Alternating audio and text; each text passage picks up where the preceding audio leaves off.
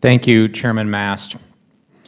Let me begin by joining the chairman in recognizing the Gold Star families, Ms. Shamblin, Ms. Lopez, Ms. Racino, Mr. Doolittle. Our country owes you a debt of gratitude that, frankly, we will never be able to repay. Your families have made the greatest sacrifice that any family can make for this nation. And we owe you a debt of gratitude that even though we can't repay, we must attempt to do so by conducting ourselves in a way that is worthy of the sacrifice of your children. And that requires honesty, it requires candor, it requires giving answers. And that's what I will endeavor to do with my colleagues here in a nonpartisan way, because that's what you deserve. Also, I want to recognize Command Sergeant Major Smith in the category of it's a very, very small world. I was Command Sergeant Major Smith's platoon leader in the 2nd Ranger Battalion, where we did multiple Afghanistan rotations during that time. So, Command Sergeant Major Smith, it's really great to see you. Rangers lead the way. All the way.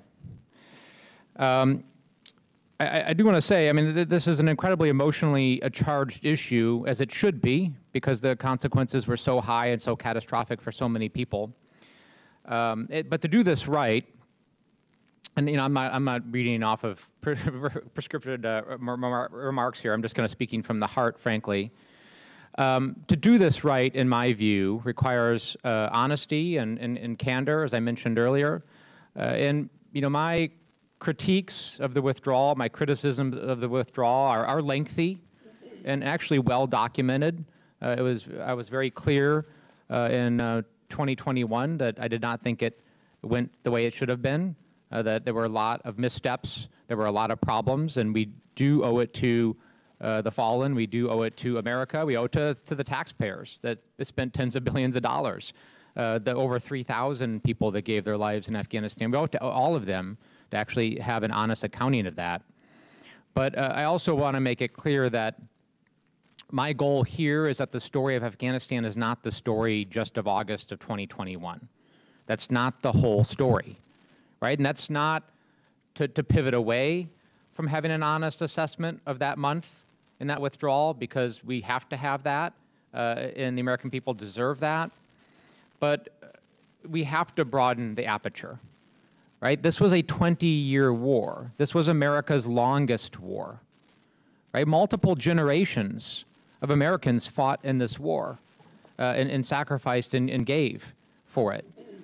4 presidencies were responsible for this war. 10 Congresses were responsible for this war. And frankly, honestly, before August of 2021, you asked most members of Congress to find Afghanistan on a map, and they couldn't. Right? And there's an awful lot of Monday morning quarterbacking now, and people sitting back and saying that they knew what should have happened, this is what should have happened, and you know, having all sorts of opinions where for years nobody even paid attention to it, which I know frustrated us, right, to no end, all my fellow veterans, as we talked and worked on this and said this was moving in a bad direction for a long time, and nobody was listening and paying attention to it. So that's the history and the context, and I hope that we can have a hearing today that addresses elements of the withdrawal, that learns important lessons to make sure that we don't repeat the mistakes of the past, but that we also provide context, that we also understand that there's a long history here, and August 2021 just didn't happen on its own.